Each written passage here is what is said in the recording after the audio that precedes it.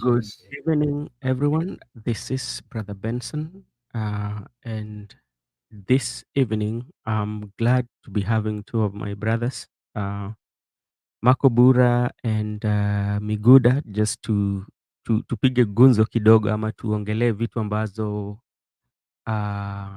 zimetokea ama vitu ambazo zipo tunazungumziwa.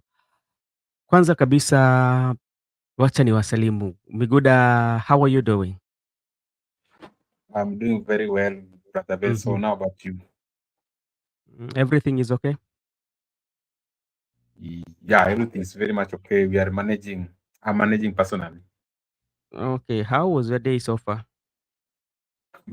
Today my day was good, but so far so good. Nothing has happened, which is Uh, tragic or good news. I'm in the midst. Marco Bure, how are you doing, sir? Nimekuwa nikifikiria vile nitakujibu kwa Kiswahili. As you are engaging Mr. Miguda, I was trying to nilikuwa najaribu kuleta mambo pamoja ndiposa niweze kujibu kwa Kiswahili ufasaha. Naona rafiki yetu Mato Makandets anatusalimu pia, sisi pia tunamsalimu. Amuuliza uhali gani?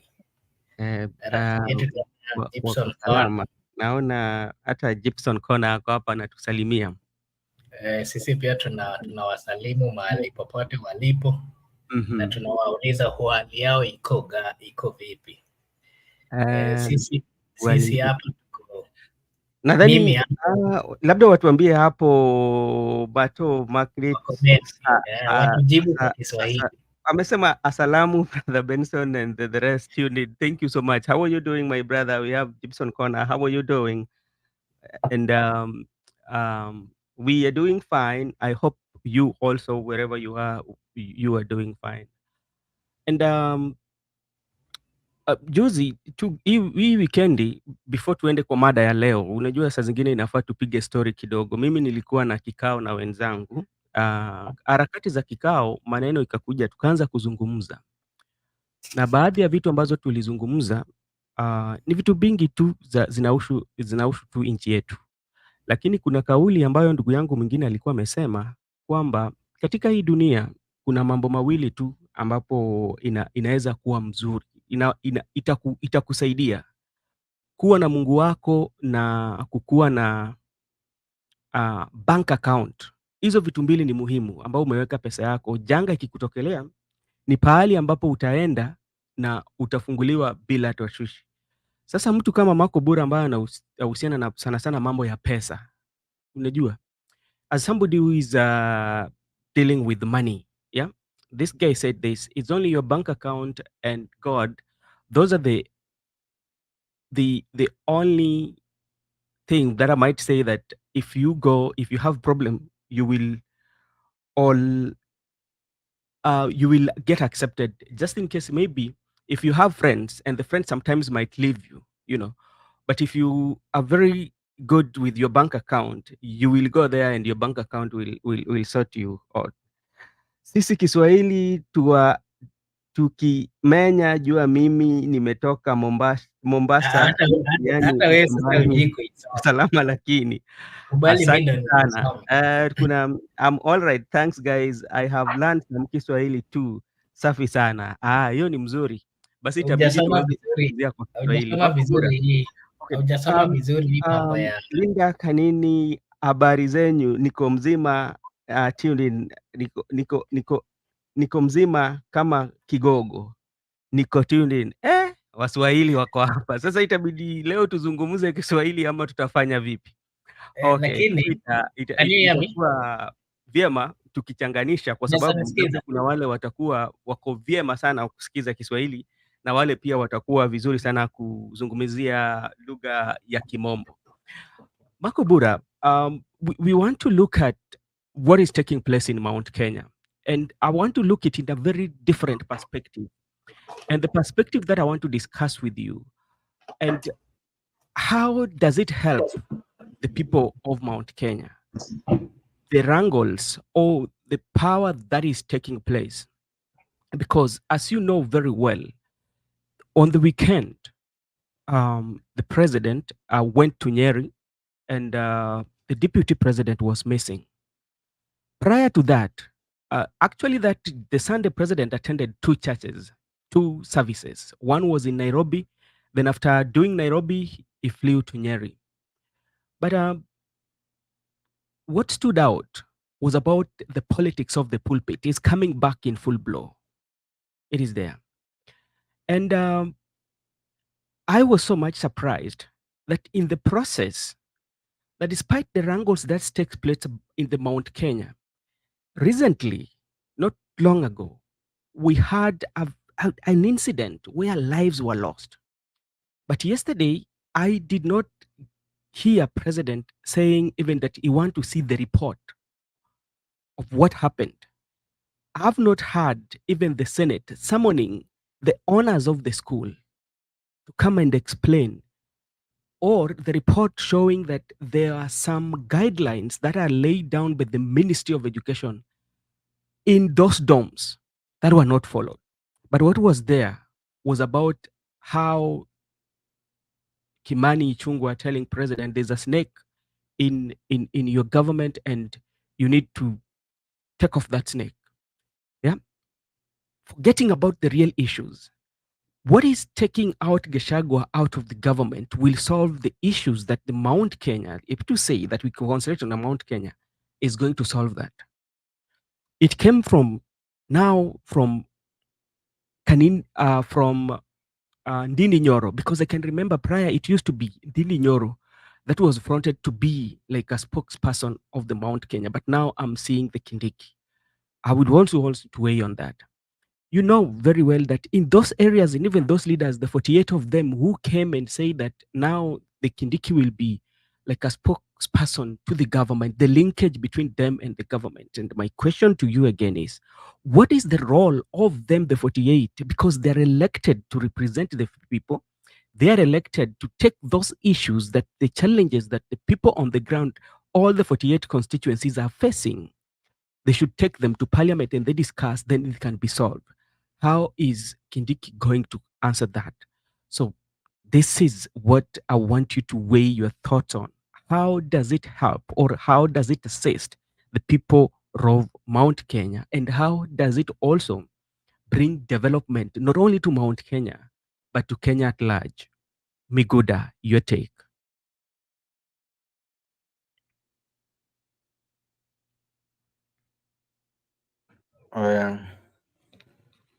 Mr. President, Mr. Ichung'Wa asked Mr. President to shake off the snake from his hand. At the same time, Mr. Ichung'Wa are the people who are bringing Kindiki to occupy that position of the deputy president. I'd like to bring my focus on let me just focus on the church service and also the politics that played in that church. Kevin will pick from Mount Kenya. So what Kimani Ichung'Wa said about shaking off a snake from Mr. President's hand? Kimani Ichung'Wa, today I was trying to do my own research, but I found out that it was not factual. He was in a hurry because he quoted the book of Acts. Mm-hmm. Kindly go and look at that clip. He quoted that Acts chapter 3, verse 28. It ought to be Acts chapter 28, verse 3. So maybe he woke up in the morning and find out what he found out on a high what happened on 15th September in the biblical story that it can link with the current political happenings in the country.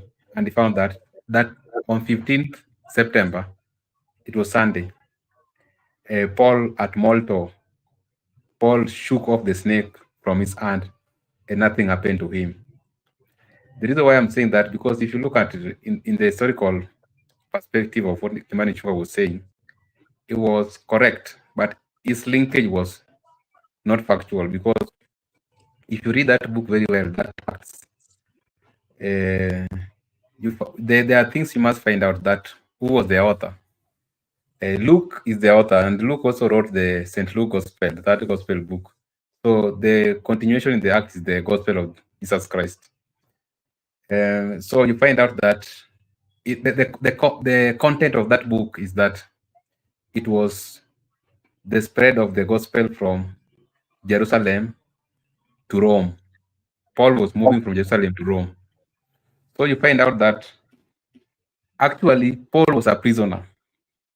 And in our case, Mr. President is not a prisoner. So this is why I have to bring this historical perspective for us to understand that Mr. Ichung'Wa was not factual. Because when prisoners, Paul had appealed to Caesar. Caesar was based in Rome. So they were moving from Jerusalem to Rome. So from Crete, an island called Crete, they moved towards an island called Molto. So what happened there? There was a centurion soldier who was the head of 100 soldiers, and soldiers who were guarding the prisoners, Paul included. So they made a decision, let us kill all these prisoners so that none could escape. But the centurion, who was the head of this guard, told them that, okay, can you swim towards the land? Others can remain on the boat. It was not a military vessel, so others can hang on it. So all of them survived, and they found themselves in the Malta Island. So what happened in the Malta Island? In the Malta Island, Paul was a prisoner. That's what I was trying to bring the point.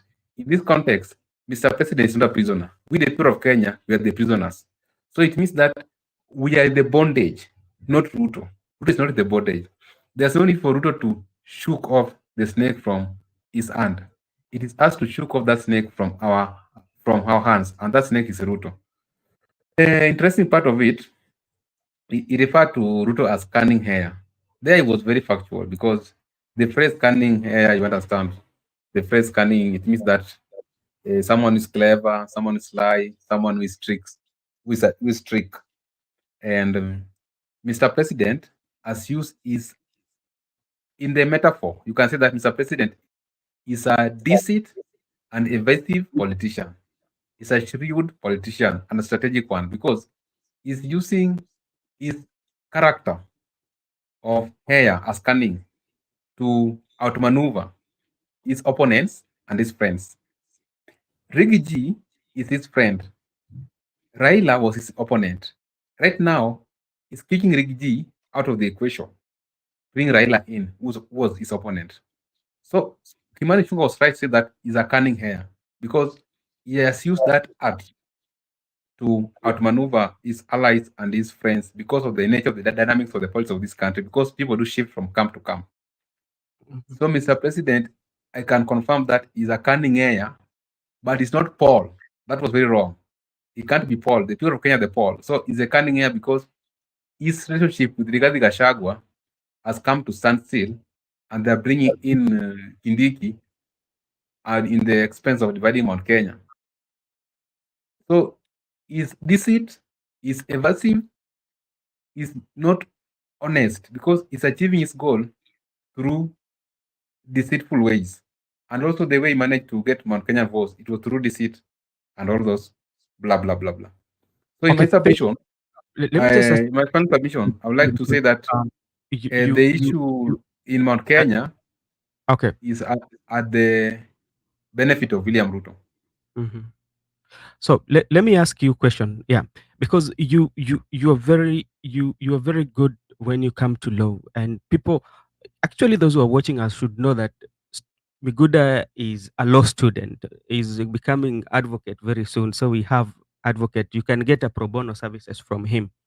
What does the law says about impeachment or removal of a deputy president, or the things that the Kimani Ichung'Wa was saying was to please the people of the congregation at that moment? I'll go back to my story because I left it hanging somewhere. I thought I was running out of time. Yeah. Kimani Ichung'Wa misquoted the verse. That is a fact. Yeah. Kimani Ichung'Wa was going to Sunday, and yesterday it was 15 September, and you look at the reference, what happened the 5th September, because he's going to address the congregants. So he was lying to Ruto. And in that, at Malta Island, Malta is in the southern of Italy, or southern of Sicily, or southern of Rome town. So at that island, the prisoners, Paul included, spent their time from the mid of September, that is 15, 16 there, you know the actual date, up to early November. That is when they moved to Rome. And at the Rome, the Centurion Guard, or the soldier who's the head of 100 soldiers, handed over Paul to the security guards at Rome. It means that Paul was even a prisoner, even in Rome, even after Malta Island. So there was nowhere Paul was a centurion guard, he was the captain. No. In our context, William Ruto is the captain. William Ruto is the one in charge, head of state. So Kimani Ichung'Wa is pleasing William Ruto, but he is not factual, even the verses. He ought to have read from verse 27, chapter, I think, 39 to 44. That historical background that led to that murder. Even this over that ship wrecked. That ship was not a military vessel. It was not a military ship. That's why it wrecked. And there was a great storm, because I told that it was mid of September and November. So it was winter in those sides of the continent. Mr. President is being told to shake off that snake from that hang on the hand. He seemed telling Mr. Ruto to impeach Gachagua. So now to answer your question, on which ground do we impeach Gachagua? Do we impeach Gachagua because Gachagua has identified William Ruto as a cunning heir? In the phrase cunning heir, in the metaphorical, whereby you can use to maybe character or situation. But in this situation, or in whose character, identifying Ruto as the cunning heir in the metaphoric phrase. So we find that if Gachagua said that Mr. Ruto is deceitful, Mr. Ruto is evasive, they want him to be impeached. So you want to impeach Mr. Gachagua for saying the truth, that how this man achieve his goal is through deceit and evasive. This man is shrewd politician and a strategic one. So the relationship between Gachagua and William Ruto has been ruined with the character, the quote unquote cunning heir, William Ruto, because he's out maneuvering the allies and the friends in Kenyan politics. So to answer your question, after that historical background, how do you impeach a deputy president? If there is any gross misconduct in that office, if there is any alleged corruption in that office, if is not concurring with the provision of the constitution that is the principal assistant to the president, and it is Rigiji who has never missed any cabinet meeting, is always present there. Rigiji has never missed any National Security Council meeting. He's on the record, and he has said that is the most disciplined cabinet because he's always there. At a point, he even chaired the cabinet meeting at current resident of the deputy president. So you find out the grounds for impeaching the deputy president are not valid. If you bring them through a competent court, they will be ruled out because they are invalid, as they are saying, as dead as a rival. So Kimani Ichung'Wa is playing his politics and also introducing. That's why I said we should deviate our politics from criminal justice system, because why do you want to bring an impeachment motion on the ground that Mr. Rigiji has said the truth about the character of the boss? The same boss is also seeing the character of the deputy president that he has been profiled as the tribal leader. Therefore, so why can't we impeach Ruto of talking ill of Gachagua? Why only we are impeaching Gachagua of talking ill about Ruto? So Kimani Ichung'Wa has got into this war of these two people. And that's why we are advising our people, the common minority.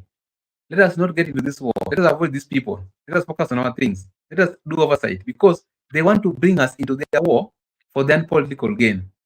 The grounds for impeaching Rigathi Gachagua is not certain. So I don't see it going on. Okay, thank you very much with that on the Gachagua. And Makobura, I'm just coming to you. You've been watching keenly what is happening in Mount Kenya is all about the kingpinship. That is something that is happening. And I want you to best your focus on just what happened, the incident, because if a life is lost, that is a very important aspect of life. If we lose even one life is more important. And the way the lives were lost, though they were lost through fire accident, that's what we know today. But we are not seeing that input to bring report so that we can see what really happened and what can we learn for what has happened. But what we are seeing, especially that region, it's all about power and s- and pointing that, okay, this is the person who is going to speak for us. So does it mean that the 48 members of parliament who came together and confronted the internal the CS, Mr. Kindiki, are they going also to make them speak or demand him to speak about incident and come up with the report of what happened, were about the safety, you know, instead of Yeah. yeah. Okay. Thank you so much. And I don't know, is there some echo from my coming from my side? No, you're good. Okay. First, I forgot. Yesterday we were having a show. Oh, Then suddenly we lost. There was we. I don't know what really happened. There was no power almost in the whole of Nairobi for some, was it almost 1 hour? And that's why we dropped, because we were using Wi-Fi, and the moment power goes, automatically it goes. So I wanted to give my opinion on what happened yesterday. I've been saying here that whenever senior political leaders are fighting, the casualties are always the citizens. And I gave an illustration whereby I was trying to use this analogy. Hii nini ya Kiswahili yenye inasema wakati fahari wawili wanapigana, ni nyasi ndio inaumia. So as the president and the deputy president, yeah, Gibson Connor is saying that I left them hanging. I'm sorry about that, Gibson. It was not under my control. I would have tried my level best to complete the show. Yeah. So when the president and the deputy are fighting, it's the people of Kenya who find it tough. The first problem that we saw is that, of course, there was fire in one of the schools in Nyeri. Instead of these leaders, it was a national, I would say, a national disaster, because the president spoke about it. Even the Pope of the Catholic Church commented on the same, meaning this was a serious thing as a people, and we needed to look into it, to tackle it with a lot of keenness so that we don't get into this situation again. But what we saw yesterday is that the leaders do not really care about the children who lost their life. Instead, they are calling meetings, discussing about the political future. They're calling meetings, discussing on how they are going to endorse Professor Kindiki as the kingpin, leaving behind the lives, not even talking about the lives. What they would have done was, first, they should have had a meeting, tried to look into the problem and what caused fire and how we should solve that, because they also have children. Instead of doing that, they're taking more of their time trying to discuss the political rift between the deputy and the president. That clearly tells you that the difference between the president and the deputy is it's bringing a lot of problem to us as a people, because the leaders now do not take seriously what is happening on the ground, but instead they're just focusing on how they should plan about their political future. So I want to clearly say here today that the president and the deputy, as much as they have their own differences, they should come together and then try solve whatever problem they have, or they should not show us, because we are not. It is not helping us. We gave them the mandate to lead. We gave them the mandate because we believed they were going to turn around everything. We gave them the mandate at a time that the people of Kenya had gone through a lot of time. There was COVID, issue of economy was the economy was of Kenya was hailing. Instead of focusing on widening, increasing the widening rift between them, they should focus on how they're going to ensure that as a country we get out of the problems that we have. And it is so painful that at that in that church where they were yesterday, instead of the president at least condoling keenly with the people who lost their life, they even saying that they're going to compensate the owner of the school that killed that the owner of the school. But someone would then ask, what about the children who died? As much as he said that they're going to be compensated, I don't know how, but that was life. They should look into what caused that, because they've not, as a government, reported. Remember when this thing happened, even the deputy gave a press and he spoke on behalf of the government. As a good government, they would have come out again and come back to the people and tell us that this is the situation. We've not seen the deputy, we've not seen any leader coming out to tell us that this is the situation, this is what we found, and this is how we are going to rectify it. This is the committee that we formed, and this is what we are going to tackle anything that might come similar to this. We've not seen that. Instead, what we are seeing is the deputy even missing this critical thing, and the president also not keenly talking about it. How are we sure as a country that anything which happens similar to this is going to be handled with a lot of care from the government side? We are not sure, and we are even fearful for our children because we've not seen any committee, we've not seen any serious investigation coming up and telling us that this is what happened and this is how we will tackle any similar problem in the future. Okay.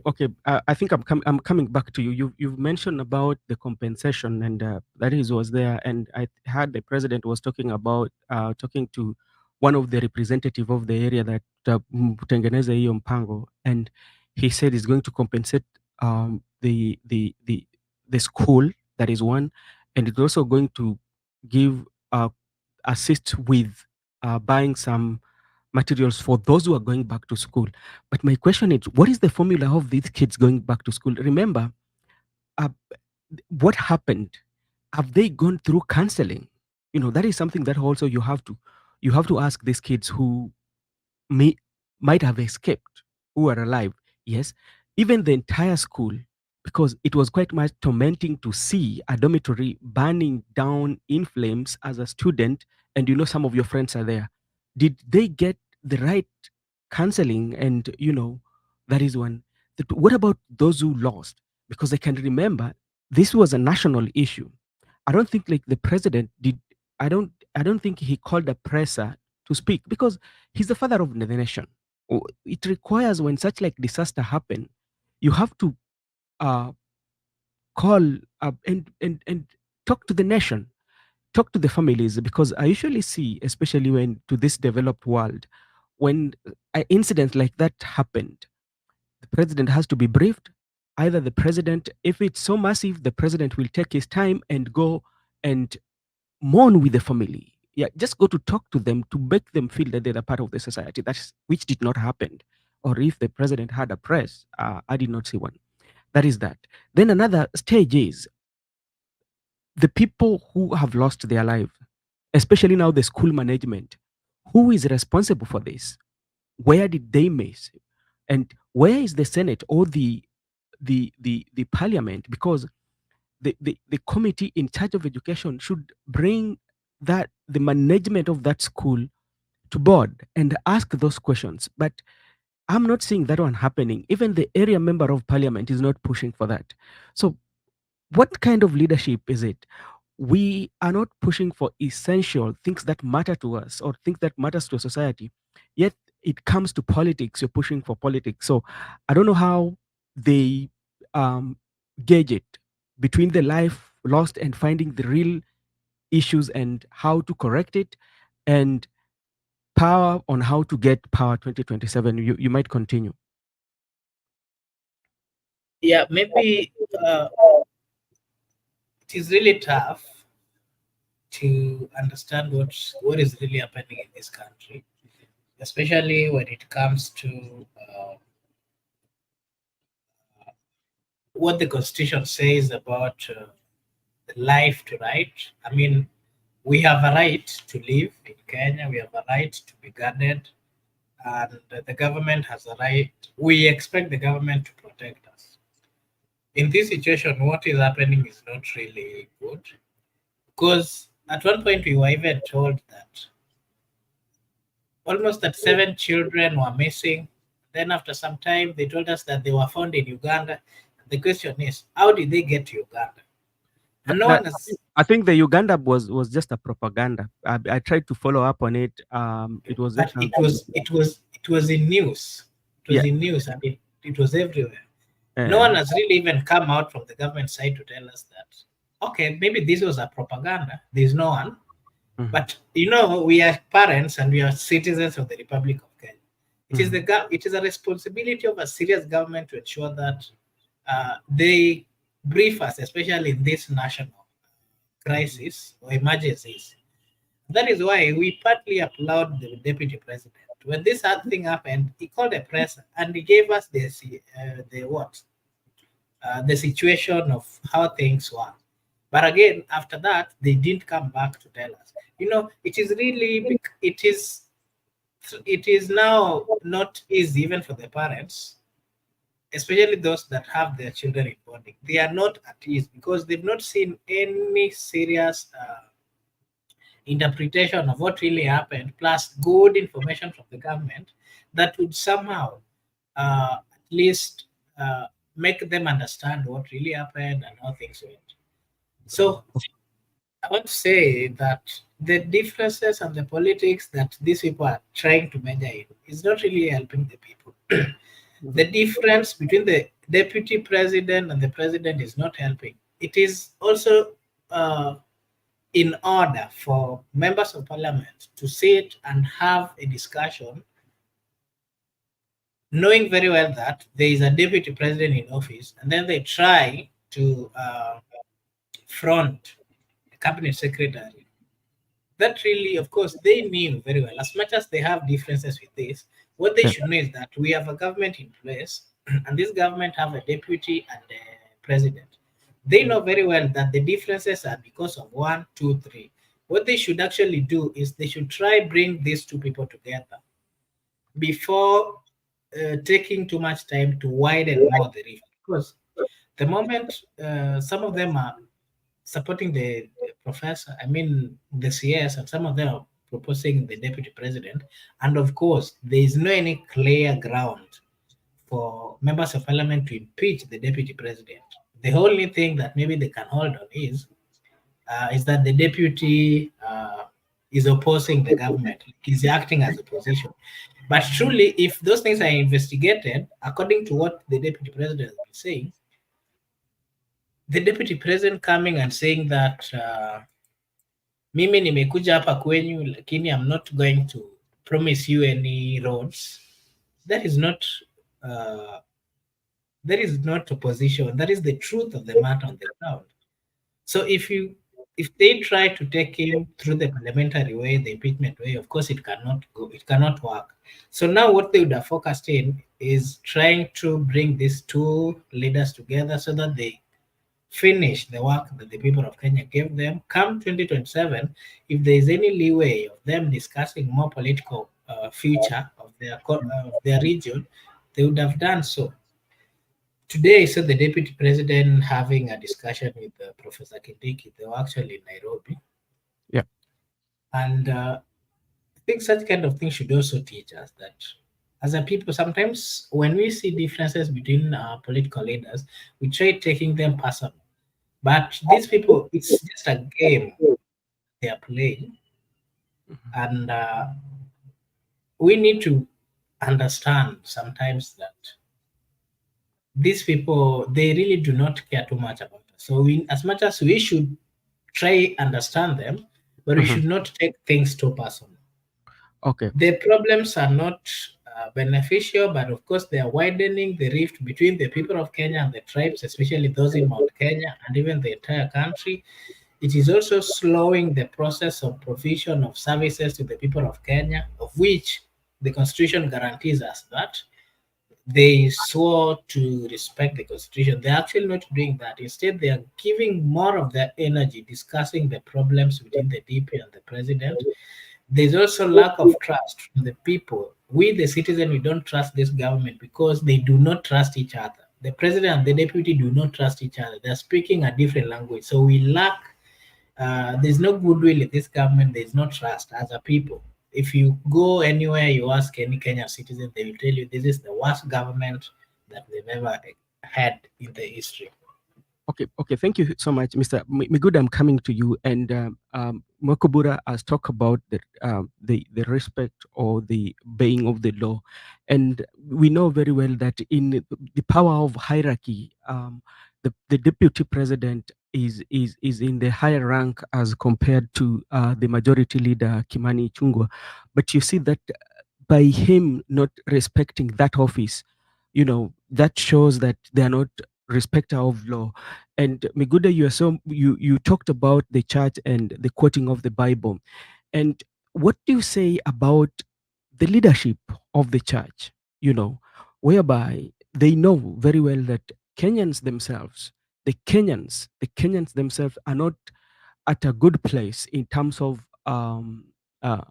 economy wise. The cost of living is rocketing high, but you see the opulence, and if the president promised to give over 10 million to a church, I think it was 10 million, right? Yeah. And the president can do this, the president is doing this, yet the common man is not having anything. We have teachers here who do not have the pay. We have lecturer strike that is coming in the next 2 days. It's going to be on 18th. So, and 10 million is given out towards church building, and that is something that one of the austerity measures that president put in That is place. actually tax money. Yeah, that's something that he said, like, now we have to control on how you give money on these churches. And the churches still continue to invite president, and they know very well that if you invite president, he will give us some money. Yeah, because he's a cheerful giver. As per him, usikia alisema ikifika mambo ya church, who now should we blame? I've been keeping on asking you, the church, the leaders, or the society? Because what can we say about our churches? It is, I don't know how I can view it, but I believe that we should blame the church leaders. No, we should blame the doctrines and fundamental beliefs of different churches. Because as a church, you should have a doctrine. You should have a fundamental beliefs. What doctrine was this church established? Either established in the doctrines of corruption, either establish the doctrine of opulence, so be it. But churches should not be established on the doctrine of preaching the good gospel. Preaching verses like Matthew chapter 24, verse 4. This gospel of the kingdom of God shall be preached to the whole nation as a testimony to the whole world, then the end shall come. Let us focus on the gospel purely. Teach about salvation. Teach about repentance. Teaching about wealth. Teaching about if you give to God, you are going to be given abundance. So these things, people are just making their ways with corrupt money. Because as a church leader, why do you take 10 million from a politician? And the same church leader, amongst your congregants, you find that there are people in that congregants who are sick. There are people in that congregant who don't have school fees. There are people in that congregant who don't have food. There are teachers there who have not been paid. This 10 million he gave in Nairobi, church Nairobi, then 5 million in church in Nyeri, 15 million. Why can't he even pay for some people, the so-called knave or sheaf? Why can't he pay for those people their sheaf? Why can't he even spare that money and give? And why can't they even build schools? Why can't they even build orphanages? Why can't even they build hospitals? They are too possessed with this religion because they know that if you appeal to the faith of the people, of the congregants, there are high chances they will believe you.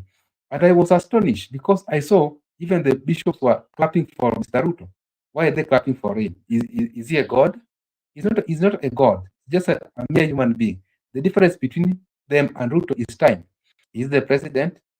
They are the electorates. That's the only difference. He is not God. Therefore, I'll blame our church leaders. Those people allow this politician to come to their church because they're going to give Harambes. We, the background where I was brought from, our church is built on the doctrine and we have fundamental beliefs. We do not ask politicians to build our church. We build our churches on ourselves among the congregants. In fact, if we are full in this church, we are opening Sabbath schools. So we are moving other people to those churches. They start by praying under the tree. From that, bit by bit, they will build their own church. We don't invite even politicians in our churches because the church was established on the doctrine of fundamental beliefs. We should establish our churches on the doctrine of Jesus Christ. We should establish our churches on the preaching the gospel of the kingdom of God, the second coming of Christ, the second advent. We should not teach about people. If you give this 100 bob, you'll have a vehicle. If you give this so, you'll have a beautiful wife. If you give so, you will go to school.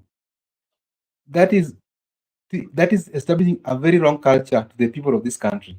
Because everybody will know that once you're a politician, or if you get yourself into power, if you have money, the first thing you do, you go to church, you go to show off, you go to give money to the church. There are many people who are suffering. People lack school fees. Why can't even fund even 10,000 students? Because just walk to university and ask those people who their fees are pending. Clear their fees. At least you have transformed someone's life.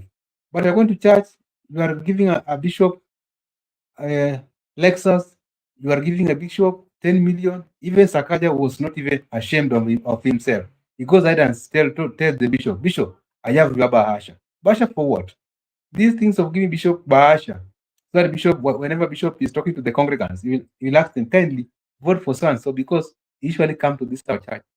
And if you look at William Brooklyn in his speech, he is trying to appeal to the soul of the congregants because he began by saying that he believed in faith. And even he quoted a story of rebuilding of the temple of Jerusalem, whereby Tobias and Sanballat were opposed to the rebuilding of the temple of Jerusalem.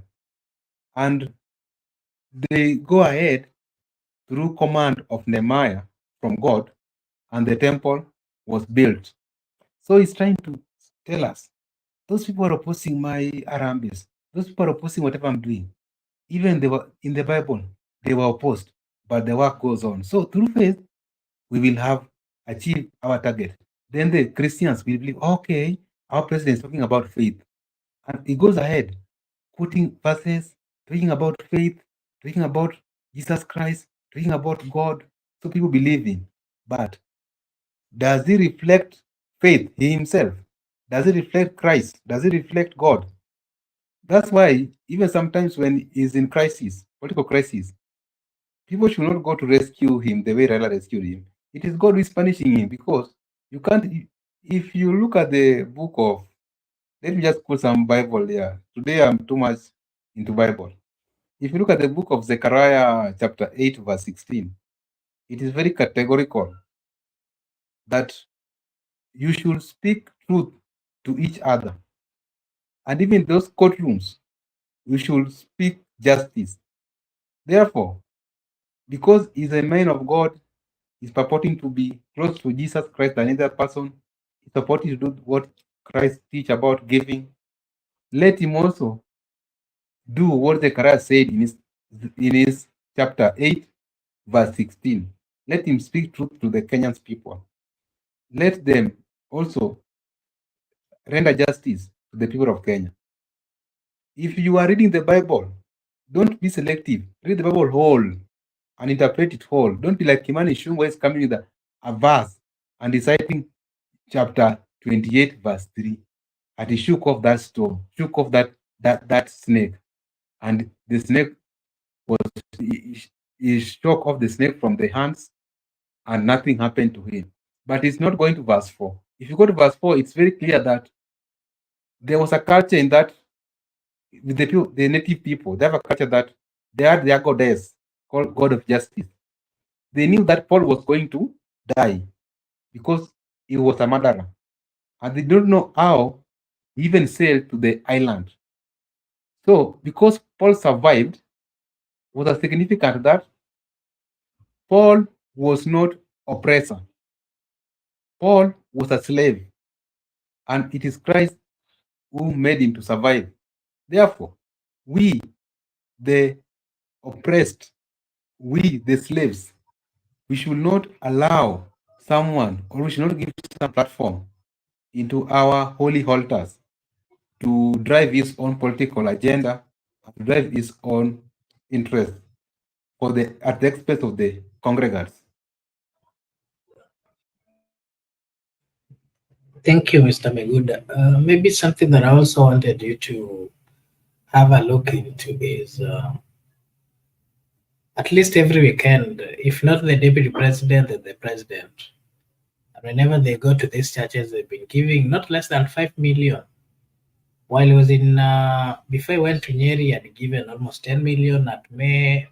In Nyeri, he also did the same. So that amounts to 20 million. And this also brings me to this question. It is this same government that is saying that there is no money. And my question, the next question is this a personal money coming from the deputy, from these individuals, or this is tax money? And if it is tax money, were they using tax money to give in churches which they've been called as individuals, not they've not been called as a representative of the Kenyan people? And what does the constitution says about that? Isn't that not gross misconduct and also going against what the constitution says? How is it beneficial to the other people of Kenya, especially those in Mandera who are either Muslims, those who are in Turkana, those places that is never gone to? Because that would also we would also similarly say that it is a discrimination, because why would he take a specific place or region? That is why he keeps on going and giving lots of money, but in other places he doesn't do that. Maybe your opinion, is this tax money? You are the one who is asking that we do not have money. Me, I don't think that we do not have money. Me, I know we have money. The Kenyan people have money because we are paying tax each and every day. I pay taxes, you pay taxes, all of us pay taxes. Government collect revenues. There are so many ways of collecting revenues, even through fines in courts. They collect revenues. VAT. So you don't say that you don't have money. Don't say that government don't have money. There's money, but we don't have a good leader. We don't have. That's why I will invite you to chapter 6, leadership and integrity. We don't have leaders whose their character reflect the integrity part of it, because you find out that there's money to take to churches, there's money to take to bishops, there's money to take to even to buy for them vehicles, but there's no money to hire teachers, there's no money to pay for medical bills, there's no money to maintain the old funding model for the comrades. So you want to tell me that it is only we don't have money when it comes to helping the common mwananchi, but we have money when it comes to helping an individual, a bishop or a pastor. I would like to challenge these people who are purporting to be close to God than any one of us. God is for all of us. God does not discriminate. God loves all of us. It cut across. Why can't they go to mosque? Why can't they go to temple? They are busy in church. And also in church, they have selected. Why can't they go to Catholic churches? Why can't they go to even to SDS on Saturday? Why is that they must worship on Sunday to some specific churches? They are reading to us Bible. First, Kenya, there shall be no state. Kenya is not a state religion. Our state is not. There is no state religion for this country. Our religion is diverse. Why can't they read for us Quran? Why can't they read for us Vedas, the one which are being used by Hindus? They are all reading for us Bible. What if your wife is an Hindu? or you marry to a Somali girl. So these people, they have just identified customers, the usual Sunday customers. And if you do for the bishop one thing, the followers will vote for you. That is not correct. That is not what democracy state. Democracy does not allow you to look at your subject as ignorant, as fools. So you are swinging them to using the name of the supreme being, which is God. You love your day with God. I don't want to judge them, because neither do I judge. Because me, it's only God who can judge, and God will also judge me. But they should not lie to us that we don't have money as a country, and they are collecting revenue. Even tomorrow they will collect revenue. Today they collect revenue. So there is money. They are borrowing left, right, and center. The other day they were in China. The other day they were in Germany. He was from America some months ago. He's busy mobilizing for funds. But these funds end up in the people's pocket. They end up in corruption. That's why we are saying the major disease we have in this nation is corruption. Once we can deal with it, there will be money. But I believe that the money is there. The only thing which is wrong in this government, this money end up in people's pocket through corruption.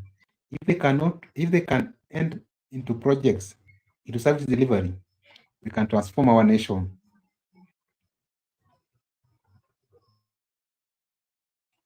There's a question there. I don't know if you can see it.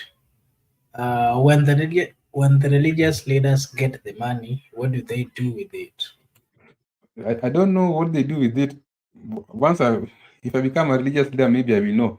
But my guess might be as right as yours. I think I think this is more of, from the knowledge I have, is what we refer to as money laundering, whereby these people make sure that they pump their illegal money into an economy of a country. So they are killing our economy through their money laundering, because they are saying they want to build a church. He has contributed 10 million. Then this 10 million, which has contributed in this bank account of the church people purchase cement from his factory with this 10 million. Church people purchased iron sheet from his factory with this 10 million. Church people purchased all materials required in the construction from his factory and his industries. The same people who are providing labor are people from his own, the people whom are well known to him. So it is his money, which, yeah, like I brought for you my money, and I want to buy a vehicle, and I'm going to sell for you again my vehicle. It's just like money laundering. You pump an illegal money into an economy for you to benefit, so that it can drive the economy, but we're killing our economy. They are too much in churches. They work each and every Sunday. Remember, even some people, they pump like 5M, then 10M. So in one day, you have pumped like 20 million into the country's economy. Then you find that, like, even this issue of affordable housing, there are rumors that all the equipments, it is them who are supplying those equipments.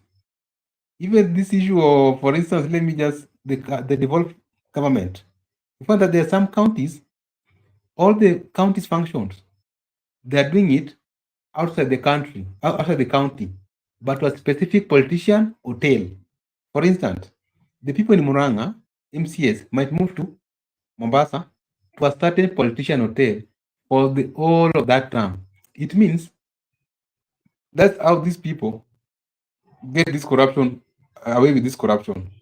So to answer the question of where do these people take this money, in the best of my knowledge, I can insert that it's pure money laundering in the economy. Maybe to support what you just said, this governor was just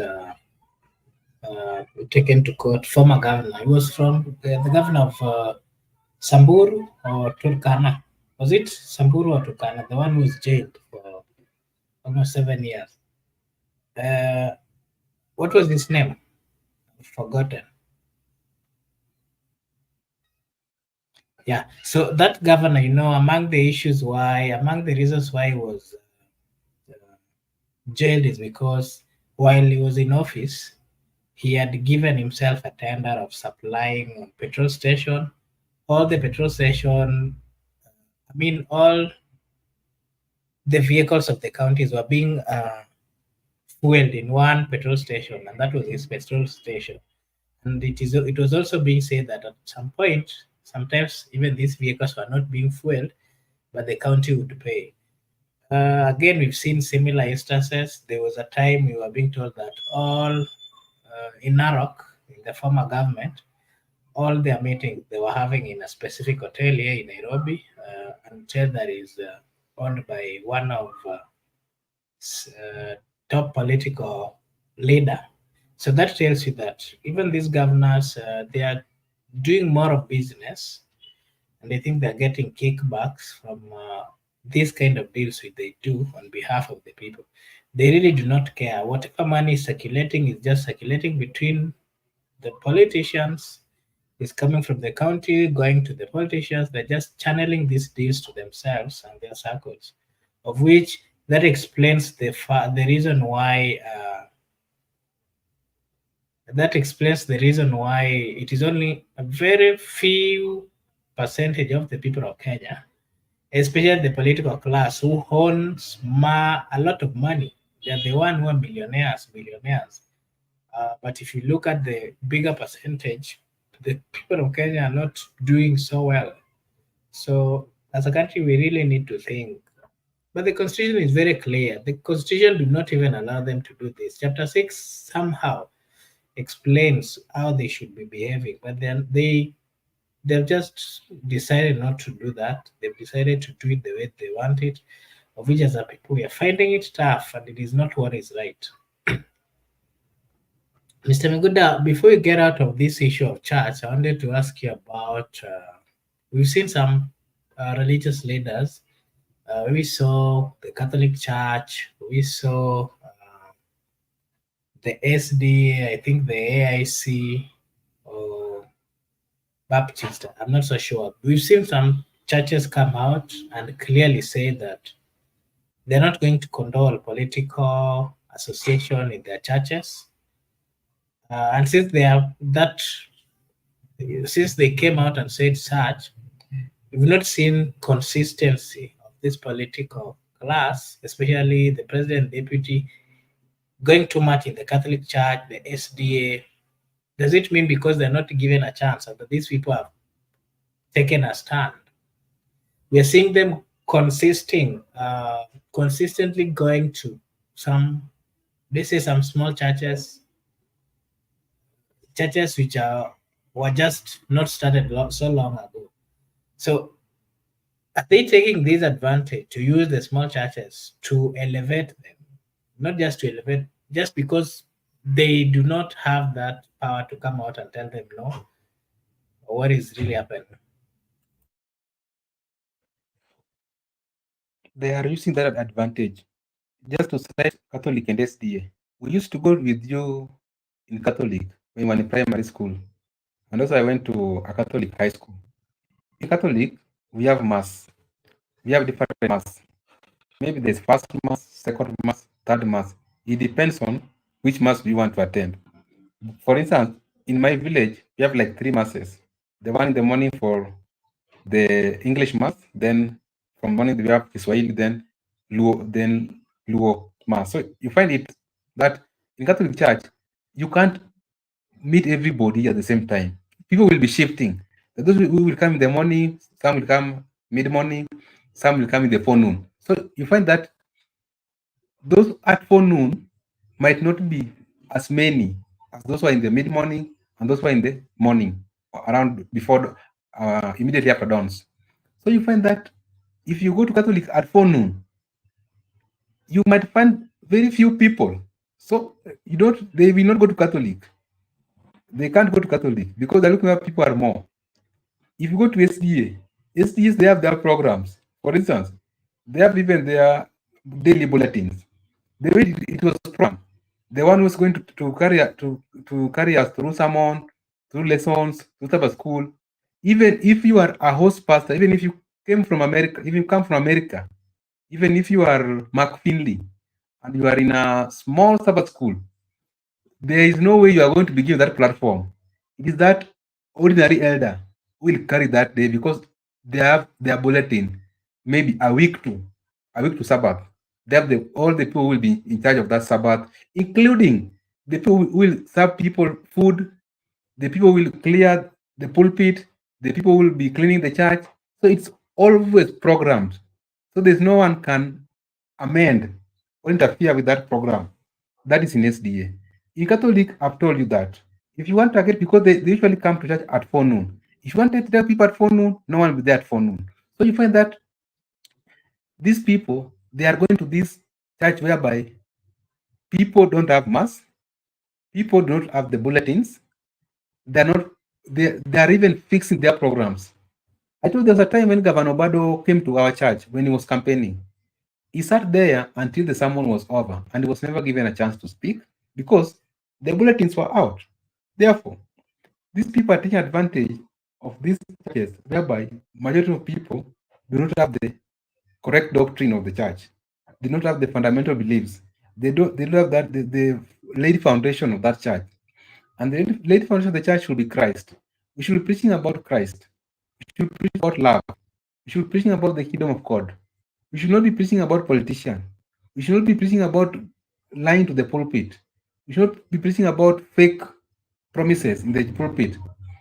Let the day of the God, Sunday, Saturday, let people, or Friday, let them worship their God. Because they are even going contrary to the provisions in the Bible. Exodus chapter 20, if you read it, it says that very well. And this is the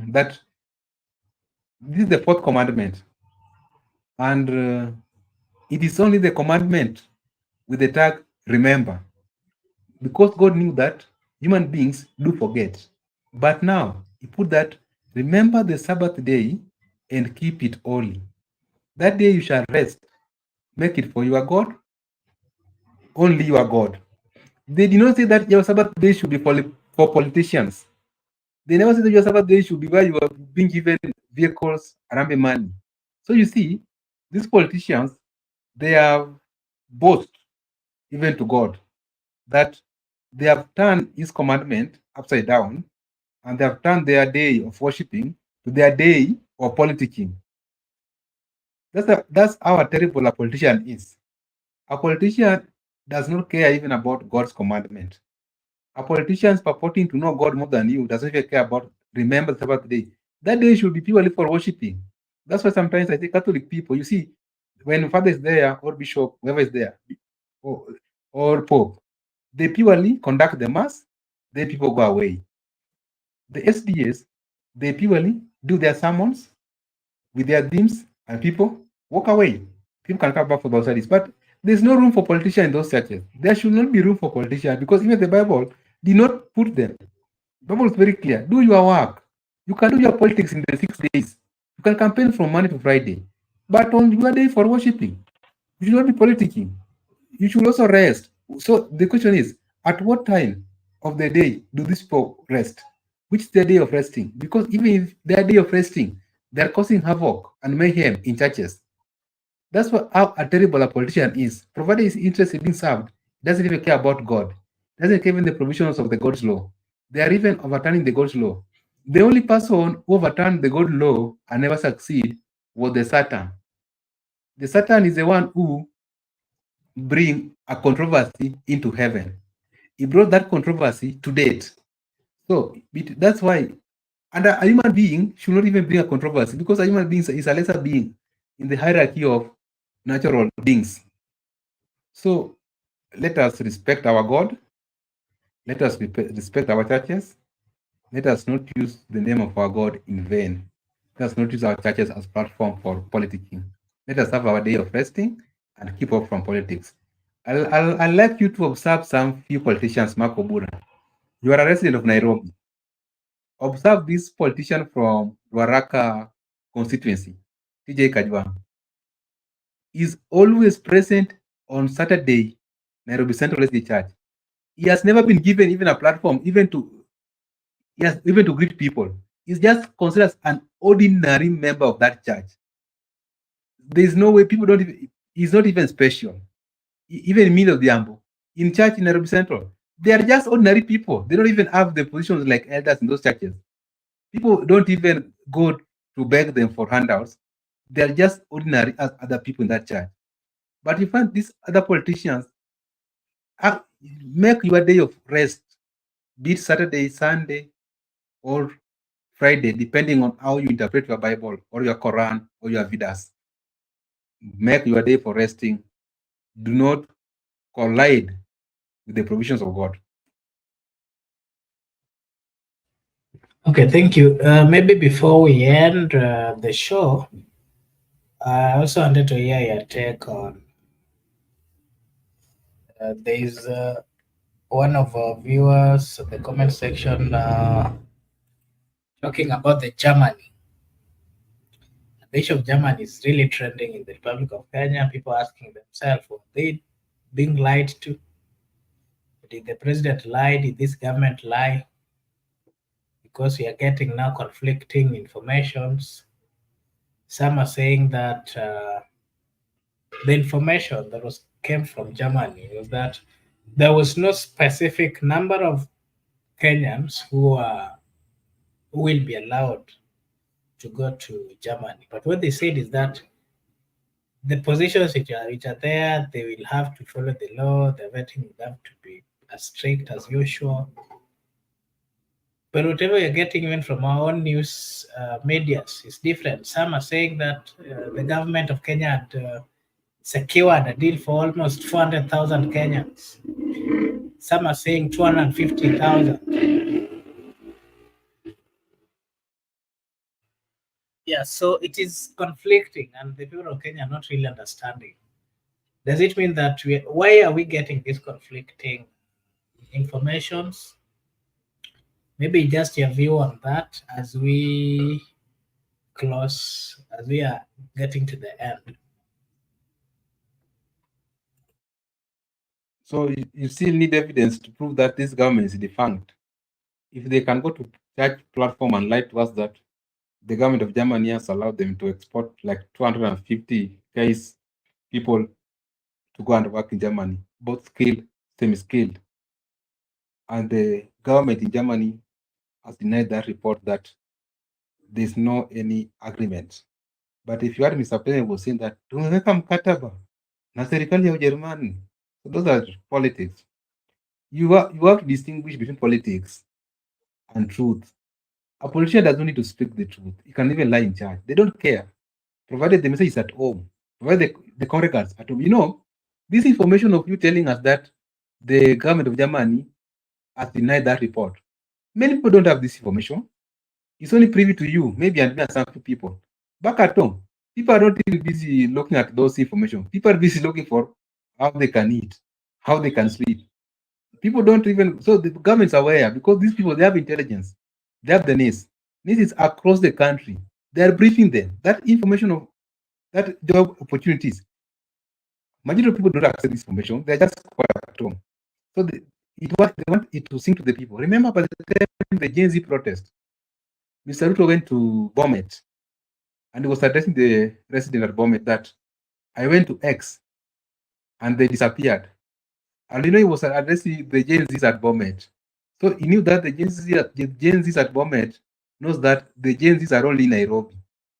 So you see how they're carrying us. They're carrying us for fools because, and the people at Bomet were clapping for him that at the event to X, people disappeared. He was unable to address the people at X. So lying to church is very normal for them because provided the message is at home and is absorbed by a targeted audience, they have nothing to lose. So he has to say something that the trip in Germany was not in vain. The trip in Germany was, I went there to sort out the Gen Z problem because we had a crisis of unemployment in this country. So I went to Germany to sort out the crisis of unemployment. So these are just pure Bangladesh. They are not certainly true. If you see them on the top roof of the vehicle, they are spreading lies. A politician It's a dangerous animal, OBURA, if you don't know them. Provided they can get power, they can use anything. Anything, it means they are not limited to lies. Anything, it means they are not limited to lies in the churches, in the pulpit. That's why I usually tell our viewers and my friends, never trust a politician. Trust a politician at your rate.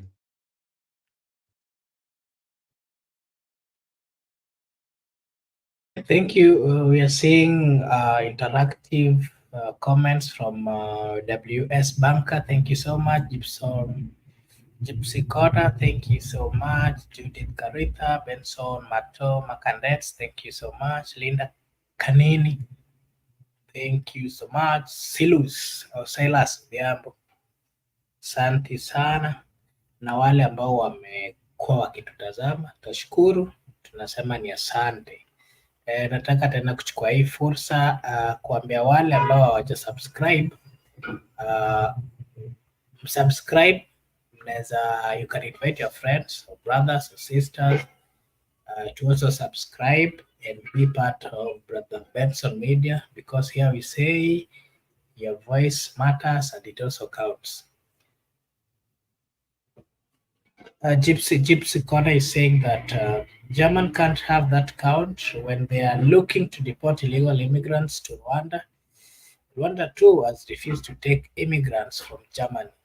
Yeah, so we are wondering how the deal was made, how Kenyans would be traveling, or going to Germany to seek for a job. I don't know. We should not wait because it seems to be a lie. Those of us who had plans of going to Germany or relocating to look for greener pasture, maybe it might not go well. So we need to work hard over here and try and create for our own some job opportunities. Thank you so much, everyone, for those who are watching and those who are commenting. We are so much grateful. We're almost ending the show.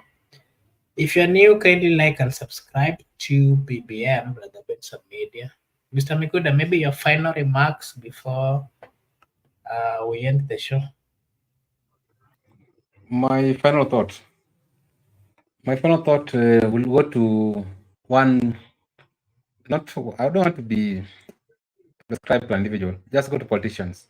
Whenever you have a platform to address the audience, don't think that our audience are stupid or they're fools. People are no longer fools. And also, whenever you are quoting, be it biblical, be it phrase, whatever you are quoting during your address, because that's part of speech. It makes your speech look beautiful or good. Try to be very factual. Don't be like Ichung'Wa was not quoting the correct verse, the correct chapter, and he was also not giving us the whole story. He only picked chapter 3 that favors the circumstance between Ruto and Rigiji, but he never narrate to us chapter 4, which talk about the real issue. And never give us the historical background that led to that effect of shaking off that snake that was hanging from the hand of Paul. So, but in the quote of the phrase "cunning air," that phrase was quoted correctly, but now it was quoted correctly at attacking Ruto, but he thought that he was defending Ruto. So either way, he was never. All his quotes were not good, but the phrase of cunning air was good. But now, instead of defending Ruto, he was attacking Ruto because he just speaks the truth. Then the quote in the Bible was not logical. That's to my advice, the politician. So next time, if you try to address the audience, just do thorough research, and that will show us even that you are not serious, because you should be serious addressing the people, because the faithful people read Bible. Our church, we read Bible on a daily Sabbath. We have what we call Bible study. So we read the whole Bible from Genesis to Revelation, each and every chapter. So if you're coming to address us, our church must be very careful, because we can even teach you that Bible and interpret it for you. Therefore, our leaders should be serious with their speech in public. They should not speak anyhow.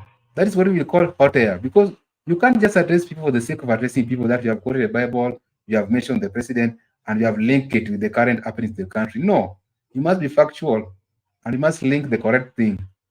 That's when you can take consider that even in your research, whether you are doing research from whichever source, you are serious with your work. You even trust that you are serious with our country. But whenever you are not even serious with your quotations, that is very wrong. Then to our viewers, we are very grateful for tuning in to our usual viewers. Thank you very much for your interactive session at comment section, and also for giving us information that we might not have reached at this hour. Just to tell you to share the video, try to comment, give us some thumbs up, give us likes, and bye-bye. See you next time. Okay, thank you, Mr. MUGUDA. So you're ending. I'm also taking this opportunity to say thank you to everyone who has been watching, especially to those who have been engaging us in the comment section. We don't take it for granted.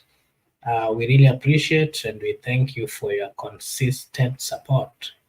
As a channel, we're trying to do our best to always give information and do analysis of what has been happening. And with your consistent support, we assure you that we'll try our level best to keep updating you on a daily basis. To everyone in the comment section, W Banker and Gypsy Corner, thank you very much for your consistent interactive session, Makandets, and everyone. Now, to those of you who are going to sleep, I'll take this opportunity to say that to wish you a blessed night.